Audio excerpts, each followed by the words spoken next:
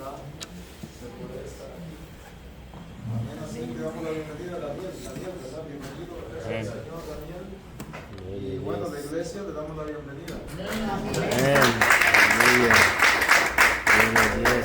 Él vive aquí en Manassas y pues hoy vino, ¿verdad? Aquí a la oración, a la casa del Señor y a buscar y a pelear su bendición. Amén. Así que yo sé que el Señor pues tiene una bendición grande para él. Amén. Así que estamos contentos. Vamos a leer algunos minutos aquí, vamos a estudiar un tema bien importante. Y yo le voy a hablar en esta noche. Yo creo que todos hemos escuchado alguna vez una enseñanza acerca de lo que es la sangre de Cristo. Y hoy les voy a hablar los beneficios de la sangre de Cristo. Los beneficios. Entonces, el Señor en el Antiguo Testamento, para poder tratar con el pueblo, ¿verdad? Que ellos pues estaban en Egipto y ahí eran esclavos. Muchas generaciones murieron siendo esclavizadas. Pero un día el Señor tomó la decisión de poder darles la libertad. Y nosotros ya sabemos que el Señor sacó de Egipto a su pueblo y les dio libertad. Entonces Egipto representa el mundo, pero el mundo no nos quiere dejar libres, porque sabe que si nosotros somos libres, somos una gran amenaza para el mundo. ¿Verdad? Y cuando se habla del mundo, se habla de las tinieblas, ¿verdad? No el mundo de las personas. El mundo tiene 4 descripciones, ¿verdad? Está cuando nosotros llamamos al mundo, también se le conoce a los habitantes, ¿verdad? Cuando nosotros hablamos de los habitantes, también nos referimos al mundo. También nos referimos al mundo, al sistema, ¿verdad? Cómo se maneja el sistema. Imagínense ahorita tantas leyes que no son ni siquiera puestas por Dios. Ese es un sistema que también le podemos llamar al mundo. Y también está el mundo físico, lo que el Señor ha creado, ¿verdad? Entonces el Salmo 24 dice de Jehová, dice es la tierra y su plenitud. Está diciendo todo el contenido, todo lo que habita sobre la tierra, dice que es del Señor. Dice de Jehová es el mundo y su plenitud. Dice el mundo y los que en él habitan. Porque dice que Él la fundó sobre los mares. Entonces, ese es otro nombre que se le puede escribir a la palabra mundo. Y también está el mundo de las tinieblas, ¿verdad? El mundo donde habitan los seres espirituales de maldad. ¿A qué me refiero? A demonios. ¿Verdad? Pablo dice que hay un mundo que está gobernado, dice, por principados, por potestades, por gobernadores, dice que habitan en los lugares celestes. Pero ese mundo no puede habitar solo, común y corriente. Bueno, fuera que fuera así, ¿verdad? Que allá en su mundo y nosotros en el mundo aquí. Pero no es así. Ellos desean habitar sobre personas. ¿Cuántos se acuerdan del Gadareno? ¿Verdad? Que cuando el Señor vino a librar a este hombre, le dijeron, mándanos allá en los cerdos. Pero bueno, el Señor saca de Egipto a su pueblo lo lleva al desierto, y ahí en el desierto el Señor tiene que trabajar con este pueblo llamado Israel. Y entonces ellos estaban acostumbrados a ver las costumbres, lo que se celebraba en las naciones, porque Egipto no solamente era un país así tan sencillo, tan corriente. Egipto tenía miles de dioses y cada dios le sacrificaban ofrendas. Entonces los israelitas venían con esa idea de hacer sacrificios. Entonces ellos tenían sus deidades. Y Dios, dice la Biblia, que Dios es que fuerte y celoso. ¿Verdad? Que el Dios de nosotros dice que nos anhela. O sea que, hermanos, Dios, como es muy celoso, Dios desea que nosotros solo le sirvamos a Él. Dios desea que le rindamos culto solamente a Él. Dios quiere que le obedezcamos solamente a Él. Entonces, mire, el libro de Levítico, vamos a ver aquí varias citas bíblicas. Libro de Levítico, solo para que entendamos este contexto, cómo sucedió que empezaron los sacrificios. Y vamos a leer del versículo 3, desde el versículo 2. Lo tenemos. Levítico 17, versículo 2.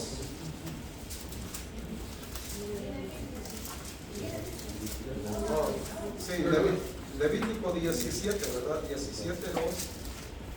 Vamos a ver el origen, qué es lo que iba a pasar a lo que yo les he descrito, ¿verdad? En breve. Levítico 17, verso 2.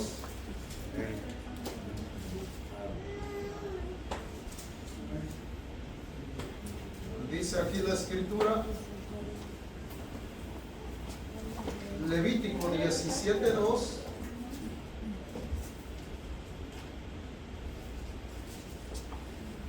Dice aquí la palabra, dice,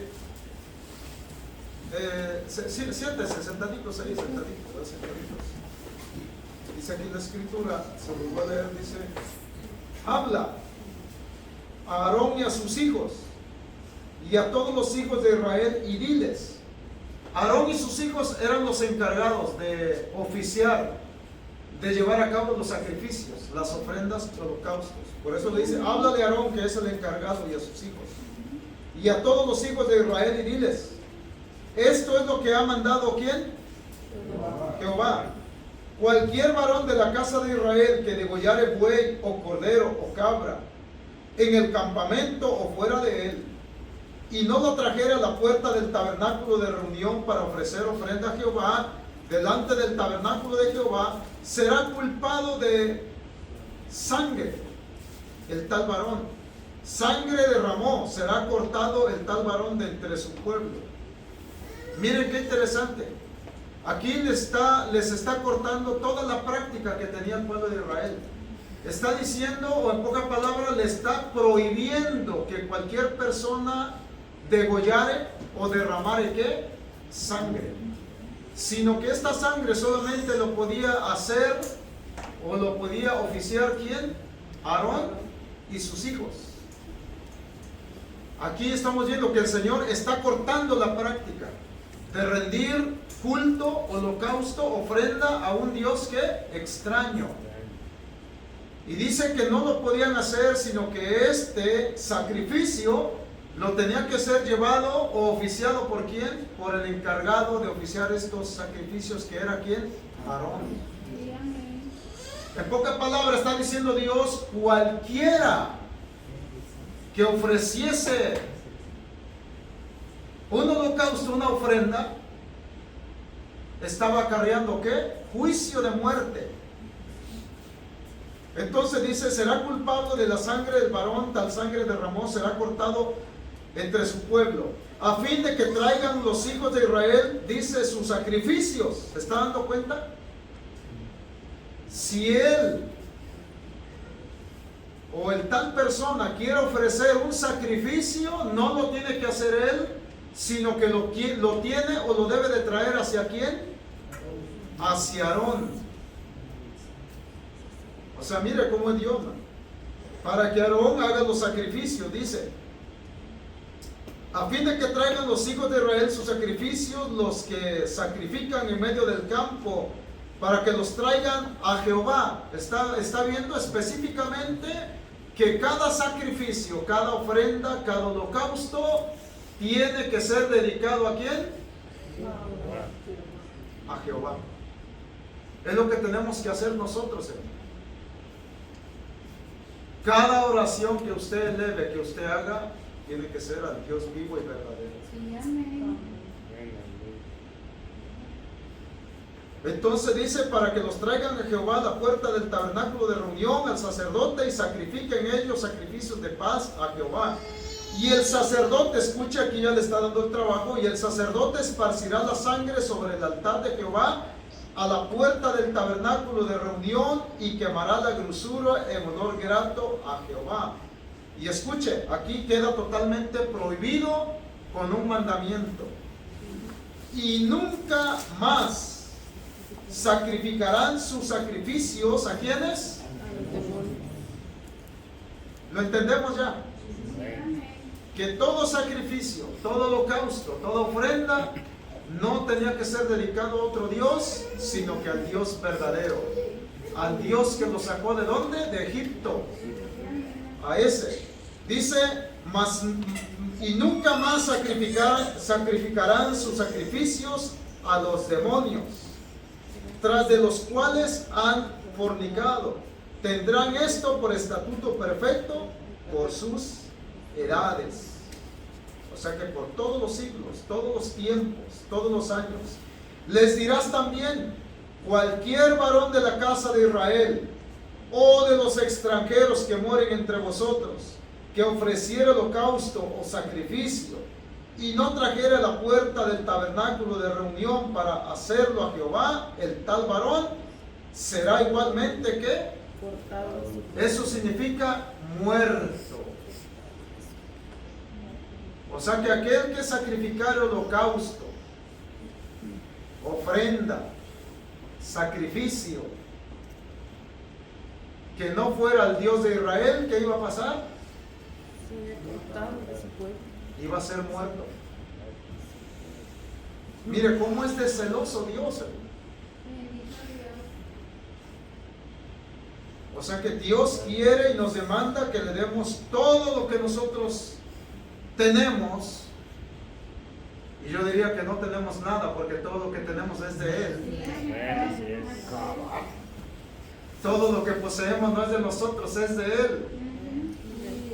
¿Se acuerdan del salmista o del rey David un día que hizo una expiación y estaba dando holocaustos, ofrendas y dinero, oro y plata? Le dice: Señor, nosotros loamos tu grandioso nombre y todo, dice, lo que te damos es tuyo, porque es de Él, hermano. Nuestra propia vida le pertenece a Él. Todo lo que nosotros somos es de Él. No somos dueños nosotros nada. Ni el tiempo, hermano, que tenemos le pertenece a Él. Ahora se está dando cuenta cuán importante es darle a Dios, hermano, lo que Él nos ha dado. Nos ha dado mucho. Entonces mira, aquí el pueblo le está diciendo que lo tiene que hacer. Dice entonces tiene que ser cortado del pueblo. Dice el versículo 10: si cualquier varón de la casa de Israel o de los extranjeros que moran entre ellos comiere alguna sangre, yo pondré mi rostro contra la persona que comiere sangre y la cortaré de entre su pueblo. A nosotros nos es prohibido comer sangre. No podemos comer sangre. Y aquí está lo importante. Levítico 17:11. ¿Por qué el énfasis de la sangre? ¿Qué tiene que ver la sangre? ¿Qué equivale la sangre? ¿Por qué el Señor se enfoca en la sangre? Entonces aquí Levítico 17:11 dice, porque la vida, en la vida de la carne, en la sangre está, y yo os las he dado para hacer expiación sobre el altar por vuestras almas, y la misma sangre hará expiación de la persona. Entonces, ¿qué significa, hermano? La sangre, cuando nos habla Levítico 17:11, nos está diciendo que la sangre representa la vida. Dice que nosotros, si nosotros tenemos vida, es porque hay sangre. Y la sangre también ahí nos está hablando a manera de un símbolo, que también dice, la sangre nos va a servir para expiación. Sí, en este caso no cualquier tipo de sangre, pero como ellos estaban basados en la ley, vamos, ¿verdad?, otra vez a meditar en este tiempo, en los tiempos de Moisés, la gente en el desierto. Ellos tenían que cambiar ese sistema de adorar, ese sistema de dar, ese sistema de ofrecer y ese sistema de rendir culto. Estamos hablando de eso, ¿se acuerdan? Entonces eso tenía que ver con un sacrificio. Cuando ellos iban a hacer un sacrificio, iban a dar una ofrenda, iban a hacer un holocausto, iban a ofrecer algo para Dios, ellos tenían que degollar un animal. En pocas palabras, ese sacrificio lo tenían que ofrecer para redimir su pecado. Para que lo entendamos de esta manera, ese animal que ellos degollaban era un animal inocente. Pero tenía que morir ese animal para que ese animal muriera, pagara su pecado, pagara sus faltas, sus errores, y esa persona no muriese, sino que en vez de morir, ¿qué es lo que tenía que tener? Ajá, ¿qué más? Ajá, ¿qué más? Si esa persona no iba a morir, estaba muriendo el animal, significa que esa persona en vez de morir iba a tener vida. Porque el que estaba muriendo era el animal, el sacrificio, el holocausto. Entonces por eso Dios dijo, no le tienen que presentar esta ofrenda, no le tienen que presentar este holocausto, este sacrificio a cualquier otro Dios que no fuese el Dios que da vida. Porque no hay otro Dios que pueda dar vida, solamente Él. Entonces el Señor ahí establece que los israelitas iban a presentarse para ofrecer holocausto, ofrenda, para que ellos tuvieran ¿qué? Vida. Entonces les está diciendo que este sacrificio, la sangre que era derramada, esa sangre equivalía no a muerte, sino a ¿qué? Vida. Y por eso Dios le dice que con esa sangre de ese holocausto no tenían que ofrecerlo así tan simple, tan sencillo. Porque les dijo el Señor ahí, si ustedes me ofrecen un holocausto que no sea en el lugar donde yo lo he demandado, el tal hombre dice que tenía que ser ¿qué? ¿Qué significa qué? Muerte. ¿Lo entendemos? Ahora vemos qué tan importante es la sangre. Porque dice Levítico 17:11, porque la vida en la carne, dice, ¿en dónde se encuentra? En la sangre. en la sangre. Entonces el pueblo de Israel, hermanos, se mantuvo ofreciendo holocaustos y el Señor tuvo que establecer un pacto posteriormente con Moisés. El Señor le da los mandamientos, ¿se acuerdan los mandamientos? Le dio 613 mandamientos. Y cuando el Señor le dio los mandamientos, el Señor manda a Moisés. Vamos a ver aquí el libro de Levítico. Perdón, el libro de Hebreos, capítulo 9.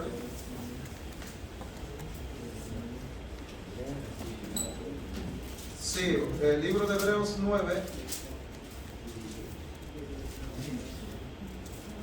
¿Lo tenemos? Sí, amén.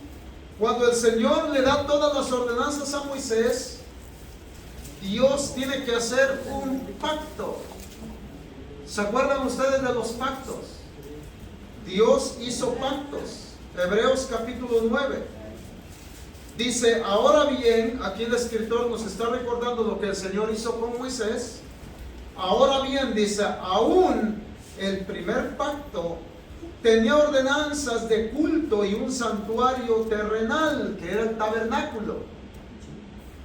Porque el tabernáculo, dice, estaba dispuesto así. En la primera parte, llamada el lugar santo, estaban el candelabro y la mesa y los panes de la proposición. Tras el segundo velo estaba la parte del tabernáculo llamado el lugar santísimo, el cual tenía un incensario de oro y el arca del pacto cubierta de oro por todas partes, en lo que estaba una urna de oro que contenía el maná, la vara de Aarón que reverdeció y las tablas, o sea, los mandamientos. Y sobre ellos los querubines de gloria, dice, que cubrían el propiciatorio, de las cuales cosas que no se pueden hablar en detalle. Y así dispuestas estas cosas, dice, en la primera parte del tabernáculo entran los sacerdotes continuamente para cumplir los oficios del culto, pero la segunda parte solo el sumo sacerdote, una vez al año, no sin sangre, la cual se ofrece por sí mismo y por los pecados de ignorancia del pueblo, dando el Espíritu Santo a entender con esto que aún no se había manifestado, escuche, el camino al lugar santísimo, entre tanto que la primera parte del tabernáculo estuviese en pie, lo cual es el símbolo por el tiempo presente, según el cual se presentan ofrendas y sacrificios que no pueden, escuche, esos sacrificios que se hacían en el Antiguo Testamento, en el Antiguo Pacto, le voy a explicar, dice aquí, no pueden hacer perfecto en cuanto a la conciencia al que practica ese culto, ya que consiste solo de comidas y bebidas de diversas abluciones y ordenanzas acerca de la carne, impuestas hasta el tiempo de retomar las cosas. Mira, hasta ahí el escritor nos está hablando que hubo un antiguo pacto donde se ofrecían todos estos holocaustos y ofrendas, pero había un pequeño problema. ¿Sabe cuál era el problema? No podían perfeccionar. ¿Qué significa? Que el que practicaba tal culto, dice que año tras año y tras año y tras año tenían que practicar ese culto porque no podían ser, ¿qué? Perfectos. Porque la sangre de toros y de machos cabríos, corderos y todo tipo de sacrificios no podían hacer perfectos a nadie. Pero mire, el versículo 11. Pero estando ya presente Cristo, sumo sacerdote de los bienes venideros, por el más amplio y más perfecto tabernáculo, no hecho de manos, es decir, no de esta creación, y no por sangre de machos cabríos, ni de becerros, sino por su propia sangre. Entró una vez para siempre en el lugar santísimo, habiendo obtenido eterna redención. Porque si la sangre de los toros y de los machos cabríos y las cenizas de la becerra rociadas a los inmundos santifican para la purificación de la carne, mire, eso santificaba. Los sacrificios te apartaban como pueblo santo, te separaban de la inmundicia. ¿Lo entendemos? Ellos eran apartados. El Señor le dijo: vosotros sois mi pueblo santo, nación de reyes y sacerdotes. Pero había un pequeño problema: no podían ser perfectos, solamente eran santificados, separados para el Dios vivo, pero no podían ser perfectos. Porque dice aquí: la sangre de toros y machos cabríos y las cenizas y becerra rociada a los inmundos, dice, santifican para la purificación de la carne. O sea que eso solo purificaban la carne, pero lo interior, lo que es la conciencia de pecado, no lo podían limpiar. O sea que cada año su conciencia estaba mortificando de que eran, ¿qué? Pecadores. Pero mire aquí, el versículo 14. ¿Cuánto más la sangre de Cristo, el cual mediante el Espíritu eterno se ofreció a sí mismo sin mancha a Dios? ¿Y qué iba a pasar? Dice que esa sangre iba a hacer ¿qué? Limpiará, dice, vuestras conciencias de obras, mire, muertas, para que sirváis al Dios vivo. Así que por eso es mediador de un nuevo pacto, para que interviniendo, dice, muerte por la remisión de las transgresiones que había bajo el primer pacto, los llamados reciban la promesa.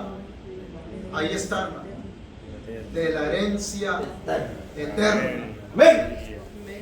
Dice: porque donde hay testamento, es necesario que intervenga muerte del testador, porque el testamento con la muerte se confirma, pues no es válido de entre tanto que el testador vive, de donde ni aún el primer pacto, dice, fue instituido sin sangre. Escuche: porque habiendo anunciado Moisés a todos los mandamientos de la ley a todo el pueblo, tomó la sangre de los becerros y de los machos cabríos con agua, lana escarlata, hisopo, y roció el mismo libro y también a todo el pueblo, diciendo: esta es la sangre del pacto que Dios os ha mandado.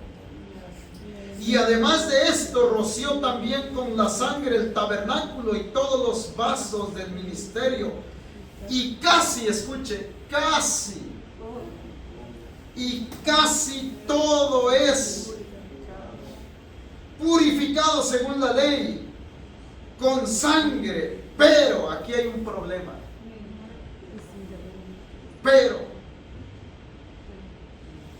Aquí hay un pero, dice: y sin derramamiento de sangre no se hace.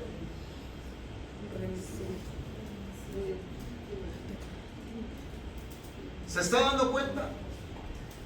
Aunque Moisés puso la ley, puso la sangre de los toros y machos cabríos, pero ni aún, dice, ese primer pacto fue tan perfecto, porque mientras que el testador vive, porque Cristo aún no había manifestado su poder, su gloria, pero una vez que Él vino, se manifestó en carne, predicó el evangelio de la salvación, y después fue a la cruz del Calvario Y derramó, dice, no una sangre ajena, sino que Él derramó su propia sangre. Y una vez, dice, ya el Señor derramado su propia sangre, ahora no solamente nos hace limpios, no solamente nos hace puros, sino que ahora también, dice, nos redime y limpia nuestra conciencia de obra muerta para que sirvamos al Dios vivo y verdadero. Gloria. Entonces el versículo 22, 23 dice: fue pues necesario que las figuras de las cosas celestiales fuesen purificadas así, pero las cosas celestiales mismas con mejores sacrificios que estos, porque no entró Cristo en el santuario hecho de mano, sino figura del verdadero, sino en el cielo mismo, para presentarse ahora por nosotros ante Dios, y no para ofrecerse muchas veces, como entra el sumo sacerdote en el lugar santísimo cada año, con sangre ajena. De otra manera le hubiera sido necesario padecer muchas veces desde el principio del mundo.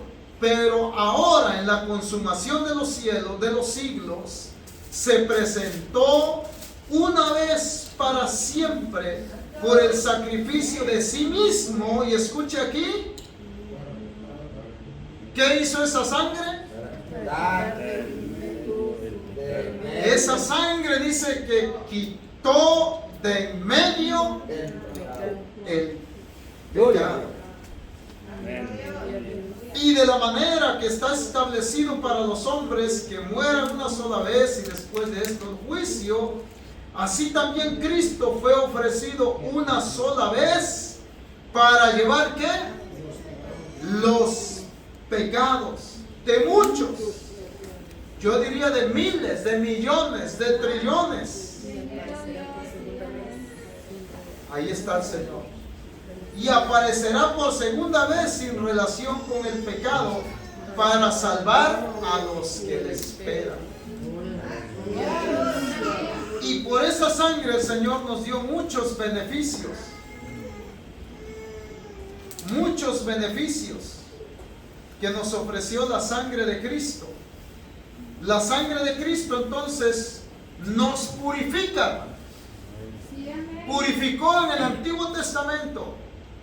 En este nuevo pacto, Nuevo Testamento, una vez que Cristo derrama su sangre, Él nos purifica. Bendito Dios. Es uno de los beneficios, el Señor nos purifica.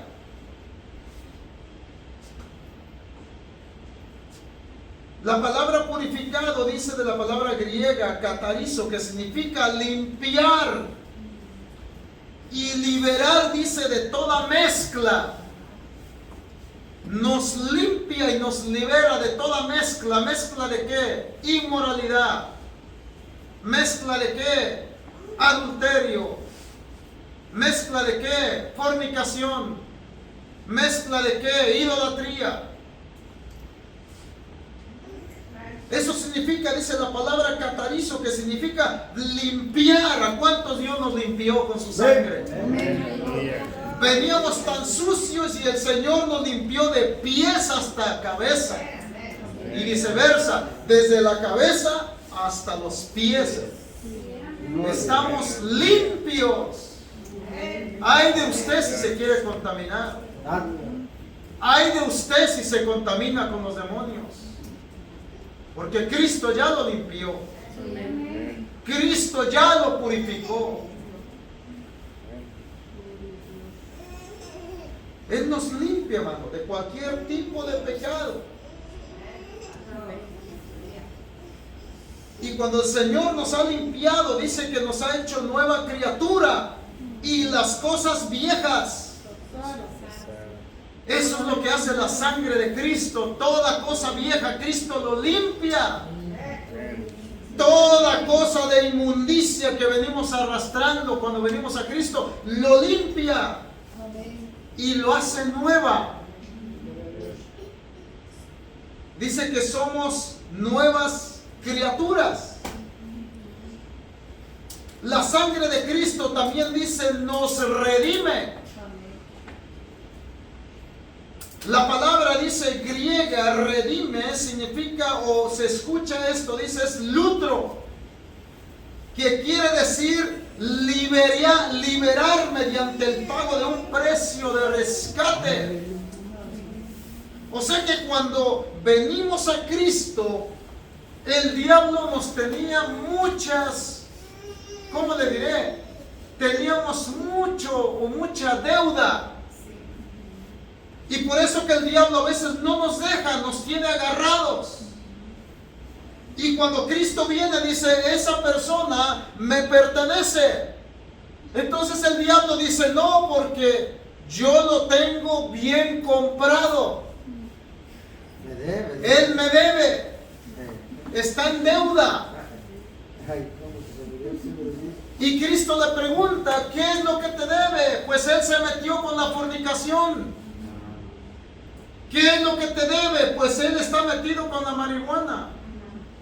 ¿Qué es lo que te debe? Pues él visitó un brujo. ¿Qué es lo que te debe? Él visitó un hechicero. ¿Qué es lo que te debe? Cristo le pregunta, ¿qué te debe? Él fue a que le leyeran la carta. ¿Qué es lo que te debe? Él está metido en la idolatría.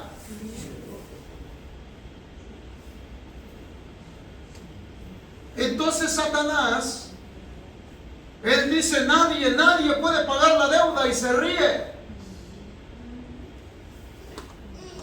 Pero Cristo viene y le dice, momento, esa deuda, yo puedo pagar esa deuda. Y Satanás se va para atrás, pega un brinco para atrás y primero se carcajea porque dice, no hay nada. Entonces Satanás dice, para que me paguen necesita que alguien muera.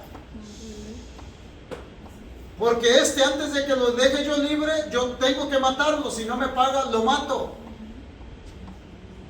Pero entonces Cristo se presenta. Yo muero por él.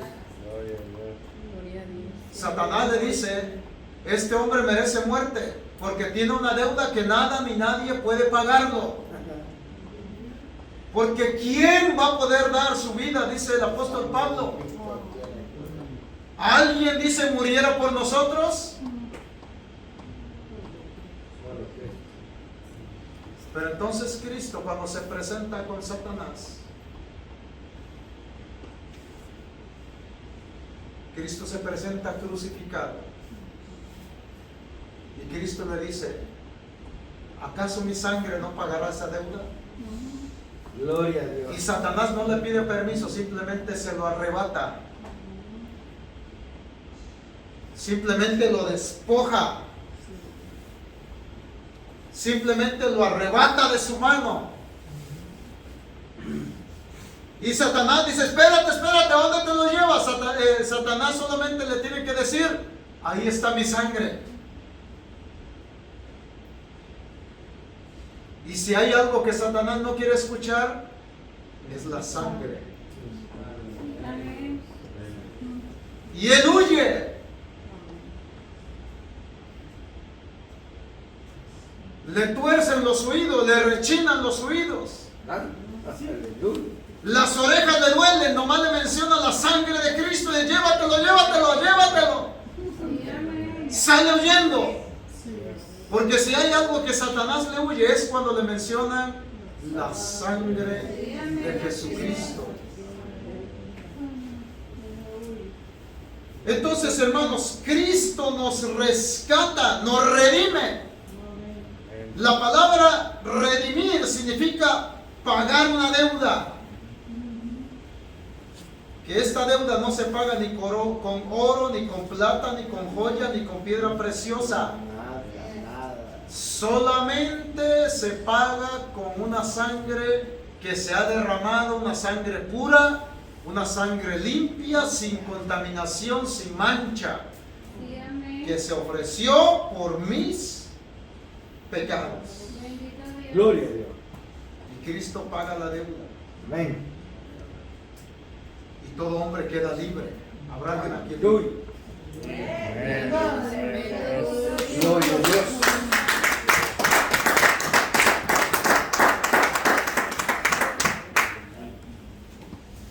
La sangre de Cristo quita el pecado. Entonces el Nuevo Testamento dice Hebreos 10:4, ni la sangre de los toros y machos cabríos, dice, pueden quitar. La sangre de los toros y machos cabríos solamente te cubre. A veces por eso decimos, no, que te cubra la sangre de Cristo. La sangre de Cristo no te cubre. No estamos en el Antiguo Testamento. Sí, amén. La sangre de Cristo no te cubre, te limpia, Amén. te quita tu pecado, te hace libre de la atadura, rompe las cadenas, rompe las ligaduras, rompe la opresión, rompe los demonios, se van. Es lo que hace, hermano. Por eso, ¿cuántos tienen beneficio de la sangre de Cristo? Sí, amén. Uy, por eso estamos aquí. Usted es libre, hermano, libre, libre, libre. Somos libres. Y por eso a Satanás no le gusta que levantemos nuestra mano. Sí, amén. Satanás nos quiere ver así, mire. Bien atados nos quiere ver. Nos quiere ver bien desmoralizados. Nos quiere ver bien perdidos. Nos quiere ver que entremos a la casa, pero como que si no valiésemos nada. Cuando usted se sienta así, dígale a Satanás, te reprendo, porque esa sangre que fue derramada me hizo libre. Y usted se siente que no puede levantar su mano, levante su mano. Levante su mano. Y si siente que el pecado lo tiene así, simbólicamente rompa esa ligadura de muerte. Y dígale, en la sangre de Cristo yo soy libre. Yo soy libre. Yo soy libre. Somos libres, hermanos, la sangre de Cristo. Por la sangre de Jesucristo. Entonces dice aquí, la sangre de Cristo quita el pecado, porque en Él no hay pecado. Y dice 1 de Juan 3:5, dice, y sabéis que Él apareció para quitar nuestros pecados. Para eso apareció Cristo, hermano. Aleluya. Y no hay pecado en Él, dice. La palabra quitar, dice, viene del griego, que significa levantar. Por eso nosotros podemos levantar nuestras manos. Sí, amén. ¿Verdad? Dice entonces la palabra, dice griega, la palabra airos, significa levantar. Significa, dice, llevar y tomar arriba o fuera, dice. Eso significa. O sea que cuando usted está levantando sus manos, usted está echando fuera el pecado, Sí, amén. fuera la atadura, fuera ese pensamiento diabólico, Aleluya. fuera esa tortura, hermano, ¿verdad? Fuera esa turbación que no lo deja dormir. Porque la sangre de Cristo lo hace limpio, hermano. Y significa levantar, levante sus manos. Dice tomar arriba. Levante sus manos y tómelo arriba y dígale, Satanás, mi Cristo venció con su sangre. Llevó, dice, nuestro pecado, dice, tomar arriba afuera, porque lo que Cristo llevó, llevó nuestros pecados sobre su hombro. Los tomó, dice, para que ya no lo cargara el creyente. ¡Ay, qué beneficio, hermano! Descánsese. Suelte esa carga. ¿Ya escuchó?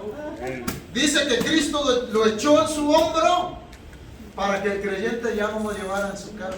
Gloria a Dios.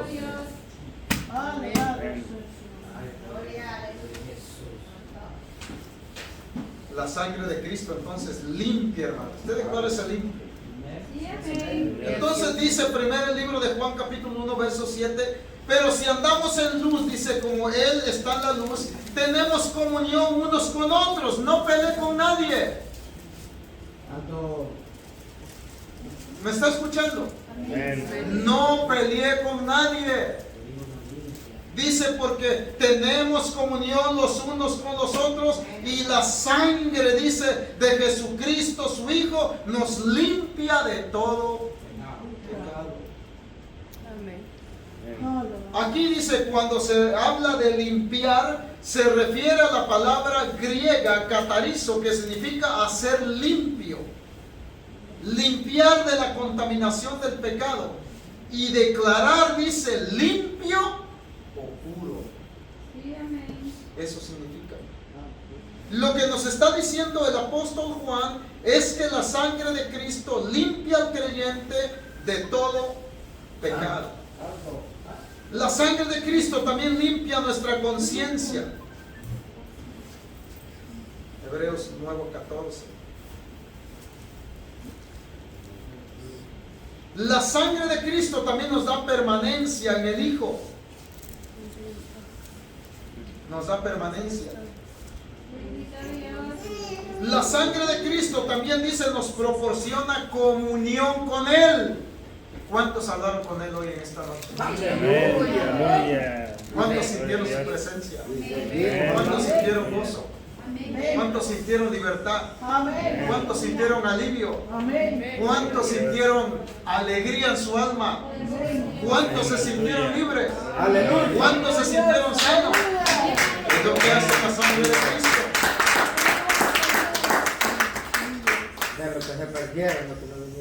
Dice aquí la palabra, la sangre de Cristo nos proporciona entonces comunión con Él. Comunión, dice, se deriva de la palabra griega que significa koinonía. O sea que koinonía significa cómo usted habla con su hermano. Usted le habla de tú a tú, le habla de cara a cara. Usted le cuenta a veces su problema, le cuenta su victoria, le cuenta su gozo, le cuenta su bendición, le cuenta su éxito, le cuenta todo porque usted tiene comunión con su hermano. Entonces, la palabra koinonía nos hace entender que cuando hablamos con Cristo, le contamos quizás nuestra debilidad, le contamos nuestra lucha, le contamos nuestra batalla, le contamos nuestro éxito, le contamos nuestro gozo, le contamos nuestra victoria, le contamos nuestra felicidad, le contamos todo lo que tenemos. ¿Por qué? Porque tenemos comunión. Usted no venga a la casa de Dios triste. Hermano, reprenda al diablo. Reprenda al diablo y a sus demonios. Oh, mire, me siento como cautivado. No, reprenda al diablo. ¿Verdad? Cuando yo me quiero sentir así, yo reprendo al diablo y a sus demonios. Y yo le digo, Jesús de Nazaret compró mi vida, me lavó con su sangre, me limpió mi pecado, me limpió mi inmundicia. Usted recuerda del diablo. Cuando usted se sienta triste, se sienta que usted no vale nada, se sienta que hay pobrecito, ay, mira cómo lo mira, mira cómo. Usted reprenda al diablo. Usted ha escuchado que dice, ay, mira cómo me ve la gente. Reprenda al diablo y dígale, diablo, Cristo me mira como perla preciosa en sus manos.